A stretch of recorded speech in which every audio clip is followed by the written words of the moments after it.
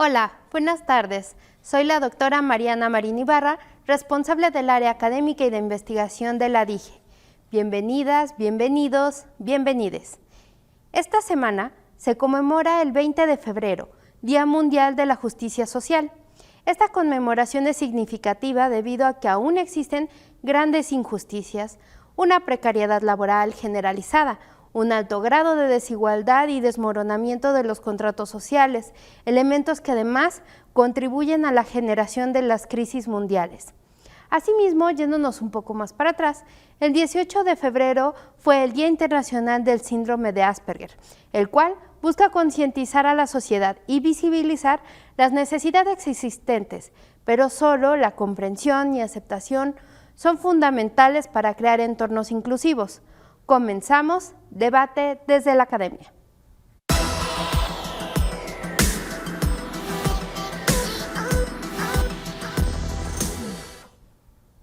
Para profundizar en este tema, le damos la bienvenida a la maestra María Leticia Cervantes Hernández, quien nos hace el favor de estar con nosotros.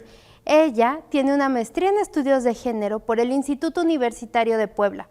Actualmente es docente en la Facultad de Psicología de la UAP y docente en la Secretaría de Educación en el nivel de Educación Especial, coordinadora del programa académico Psicología y Género. Cabe destacar que fue subsecretaria de Prevención de la Violencia y Discriminación en la Secretaría de Igualdad Sustantiva, coordinadora de Igualdad de Género en la Subsecretaría de Educación Superior y coordinadora general de Bienestar Emocional en la Dirección de Acompañamiento Universitario de nuestra universidad. Adentrándonos en este tema, cada 18 de febrero se conmemora el Día Internacional del Síndrome de Asperger, fecha que coincide con el natalicio de Hans Asperger, quien fue un pediatra austriaco que en 1944 describió por primera vez el síndrome. Esto nos lleva a nuestra primera pregunta, maestra. ¿Nos puede decir qué es el Asperger? Muy buenas tardes, doctora Mariana, me da muchísimo gusto saludarte y saludar a quienes nos ven en este momento. Y sí, bueno, el síndrome de Asperger es un trastorno del espectro autista. ¿Qué es el trastorno del espectro autista? Cuando se habla de Asperger, habla específicamente y de manera puntual de los trastornos de conducta que una persona tiene a partir de ser diagnosticado con este trastorno. Ok, y entonces, este síndrome, por ejemplo, ¿hay alguna diferencia? ¿Se da más en niñas que en niños? ¿Qué nos puede comentar al respecto? En este síndrome se ha demostrado que son más los hombres quienes llegan a ser diagnosticados con él que las mujeres. De las mujeres no se tiene todavía aún de manera clara y específica el comportamiento. Se ha estudiado mucho este síndrome en los hombres viendo el tema de las conductas, el tema del comportamiento. Importante es conocer que las características de este síndrome tienen que ver con el tema de la comunicación, de la relación y de la adaptabilidad social de quien lo padece. Es decir, y a mí me llama mucho la atención que este tipo de programas toquen este tipo de temas porque en nuestra comunidad universitaria podemos tener jóvenes con este tipo de características y tocar este tipo de temas tiene que ver de cómo nos relacionamos con chicos o chicas que son detectados en este diagnóstico. Cuando un joven tiene el síndrome de Asperger, él mismo te lo puede decir, él te puede decir, tengo este problema, tengo este síndrome, y aquí lo importante es que quienes estamos de cerca, no solamente familiares, sino con quien ellos o ellas se relacionan, tengamos conocimiento de lo que es el síndrome para poder ayudar no tanto la adaptabilidad de él o de ella, sino de nosotras y de nosotros a esa adaptabilidad que él necesita o que ella necesita para poder fluir en una situación de menos estrés, de menos angustia, de menos preocupación, por las características que llegan a tener de manera muy específica en la forma en la cómo es que tratan de interrelacionarse y tener conocimiento que no es un tema de que ellos no quieran, no pueden, y lo saben y se dan cuenta de que no pueden. La capacidad intelectual que ellas o ellos llegan a tener es muchas veces mayor a lo que se conoce en el término de nuestra sociedad.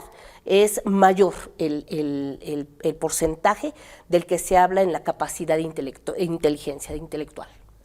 Ahí me llama la atención, o tengo entendido que alguien que presenta este síndrome se da cuenta desde la infancia. Y creo que es complicado que puedan llegar hasta la universidad sin percatarse de ello, pero usted es la experta, a ver, platíquenos. Sí, así es. Fíjate que cuando los padres y madre y padre de familia se dan cuenta, no se dan cuenta en una edad temprana. Se empiezan a dar cuenta y especialmente ya cuando el niño o la niña asiste al jardín de niños y niñas.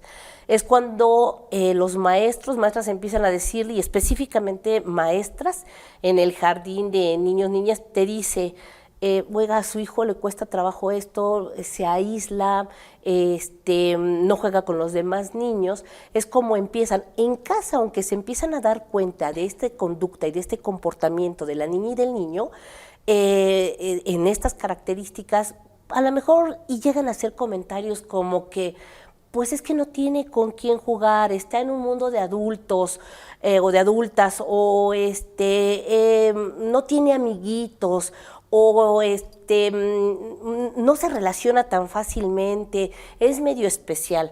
Pero cuando este tipo de comportamiento se visualiza en la escuela y te van dando focos, es cuando ya buscas al especialista, al neurólogo. Y el neurólogo te habla de estas características. ¿Quiénes trabajan con estos niños y niñas? Educación especial.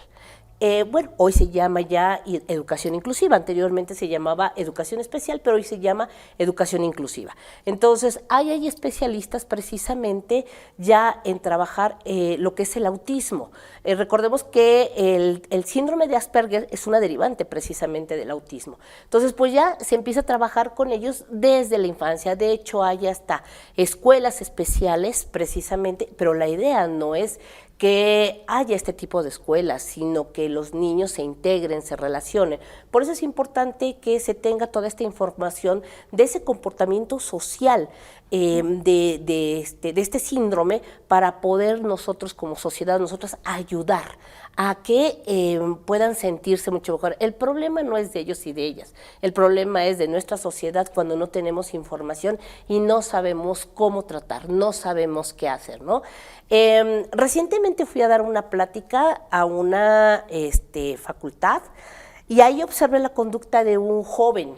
Me llamó mucho la atención y volteaba a ver, tratando de identificar que parecieran características del síndrome, por lo cual él no quería relacionarse, ¿no?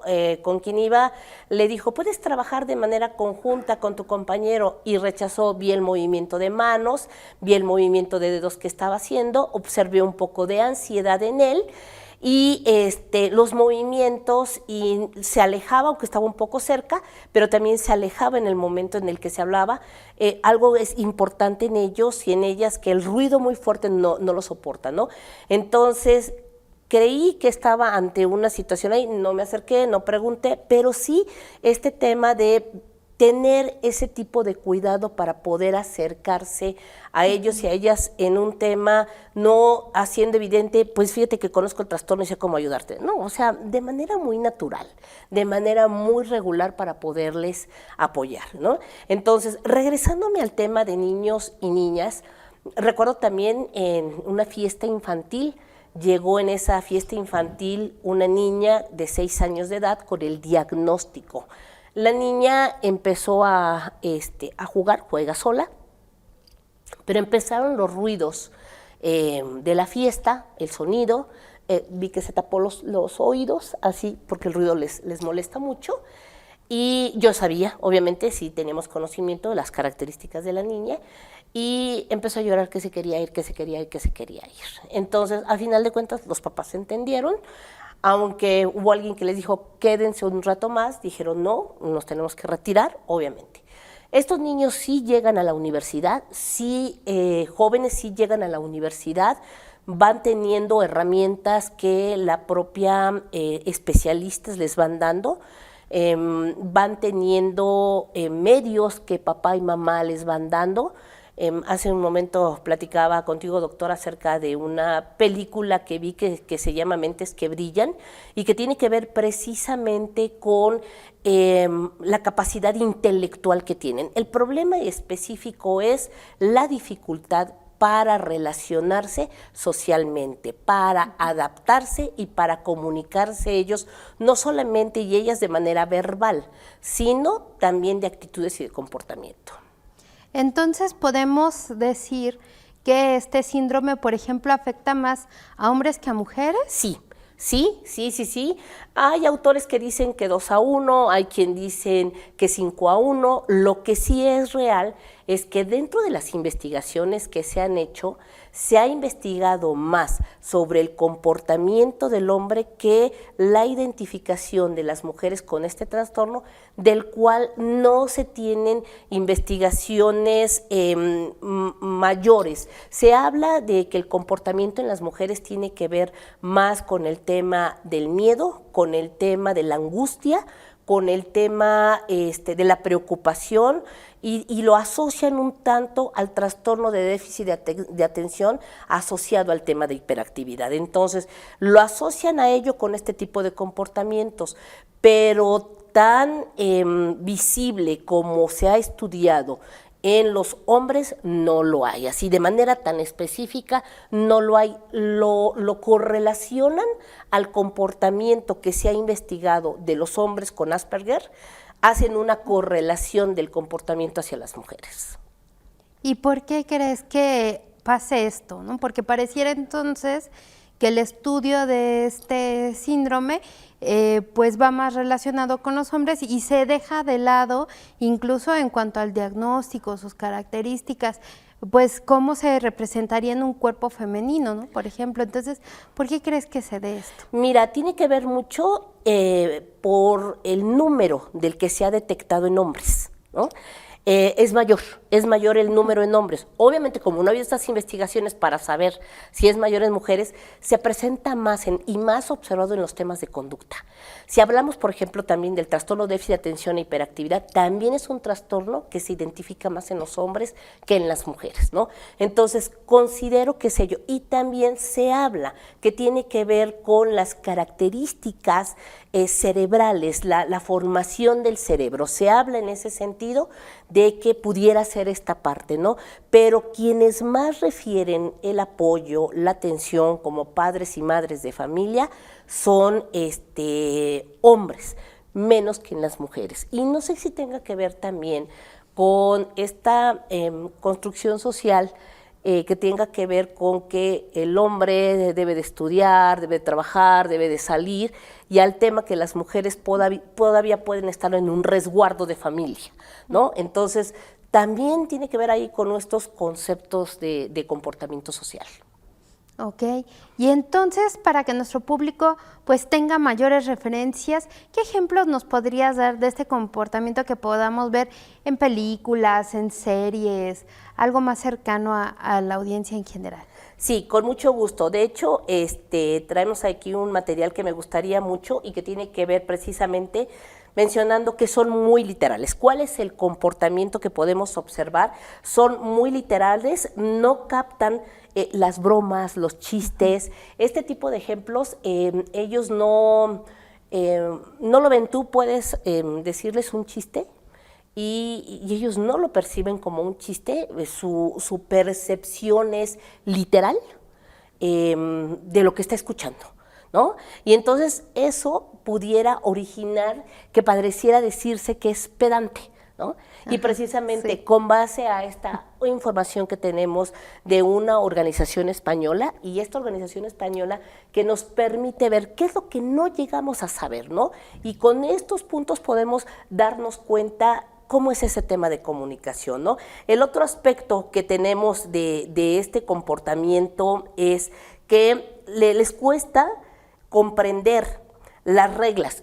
las reglas no escritas, ¿no?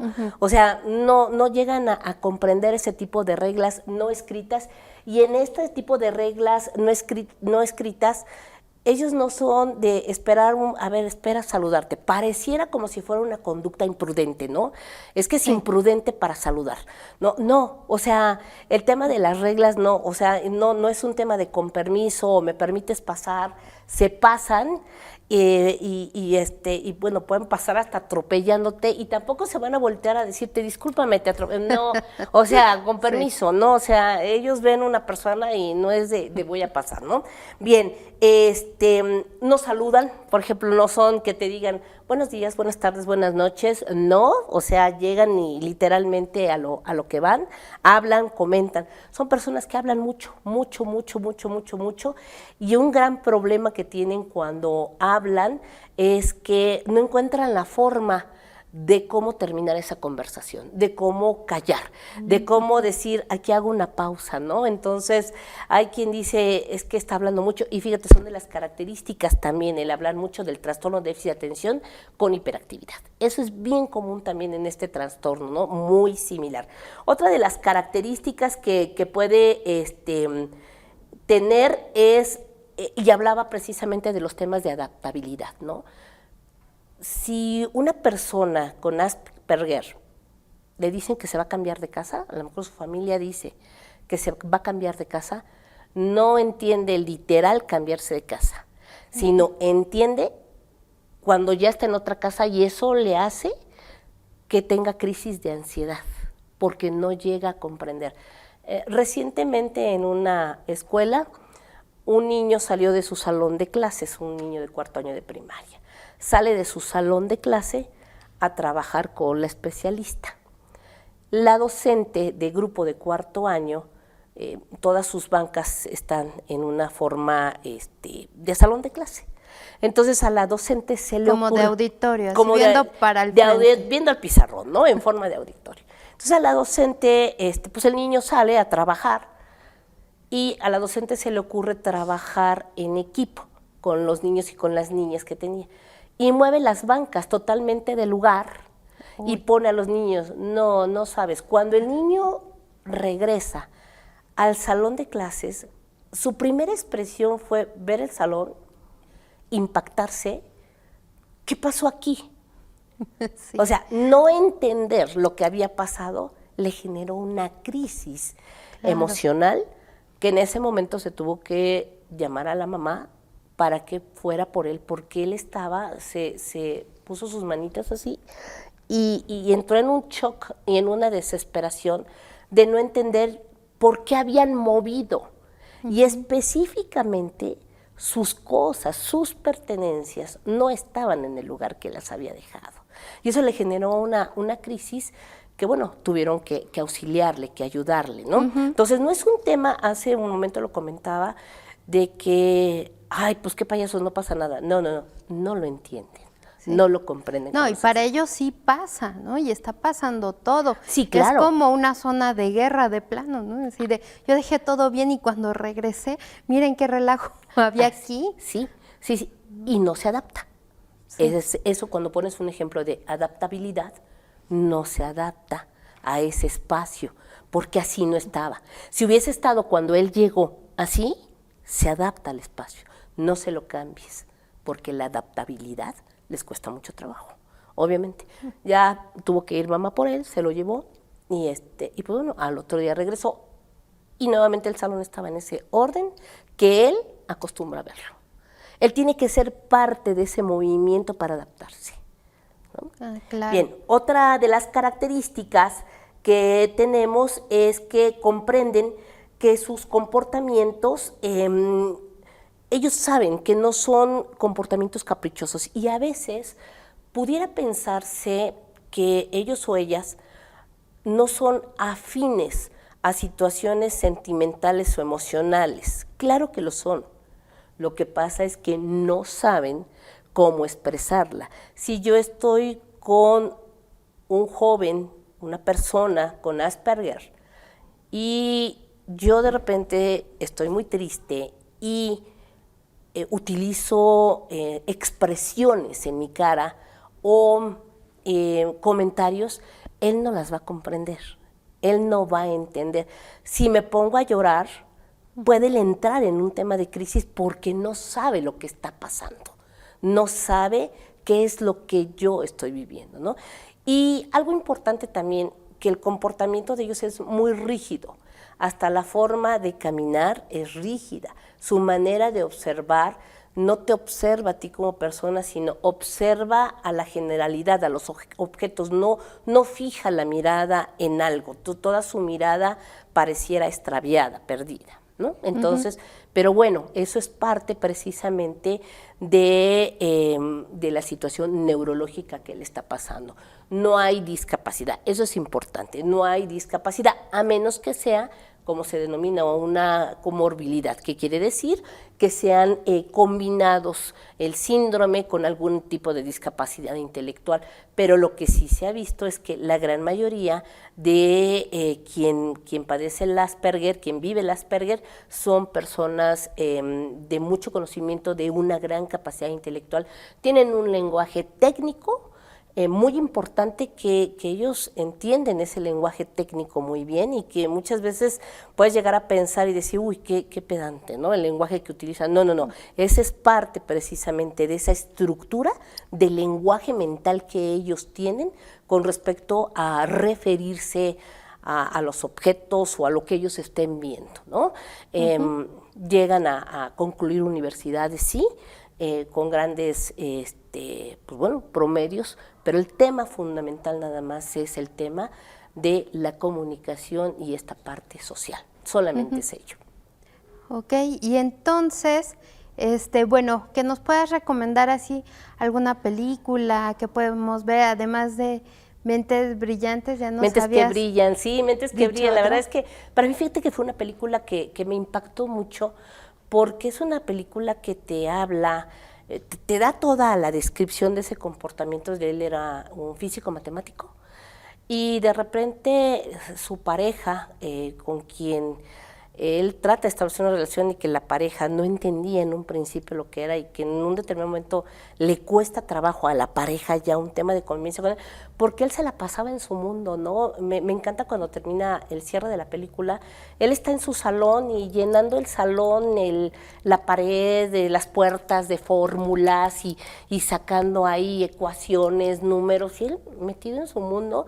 Y no es que no le importaran los sentimientos de con quien había logrado establecer una relación, ¿no? O sea, para él la parte específica era ese comportamiento, ¿no? Y pues bueno, algo que tenemos y que es una serie, que es una manera muy común de verla, es el doctor Good, algo así le llaman. El buen doctor. El buen doctor.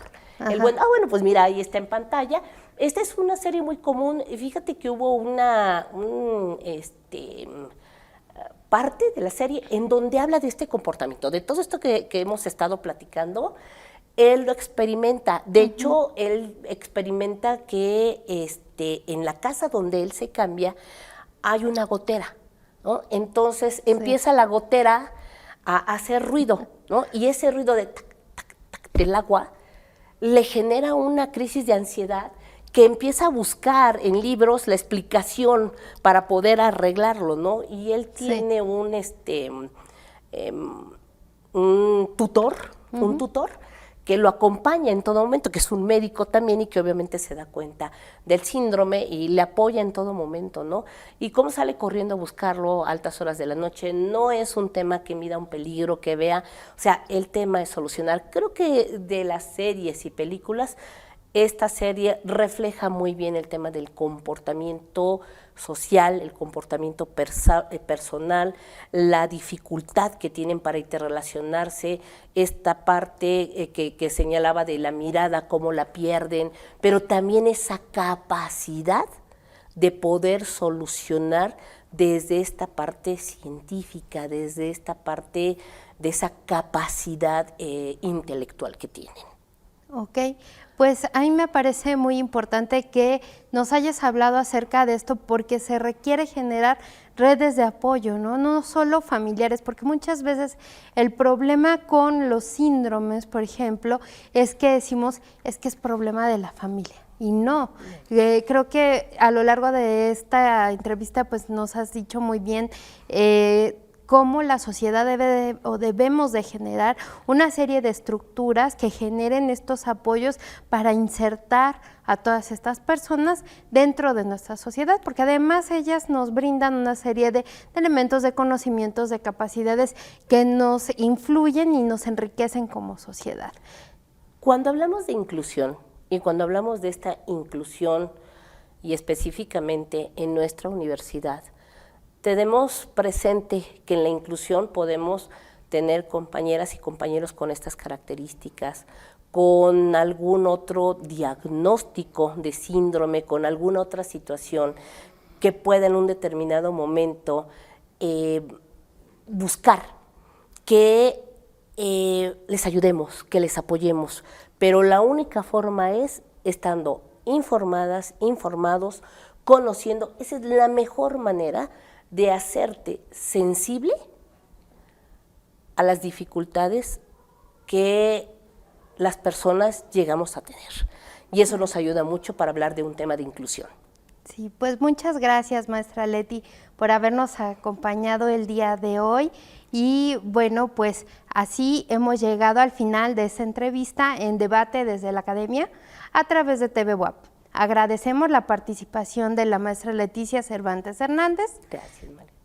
Y les invitamos a conocer las diversas actividades dirigidas a la transversalización de las políticas de igualdad, prevención y atención de la discriminación y violencia de género en nuestra universidad.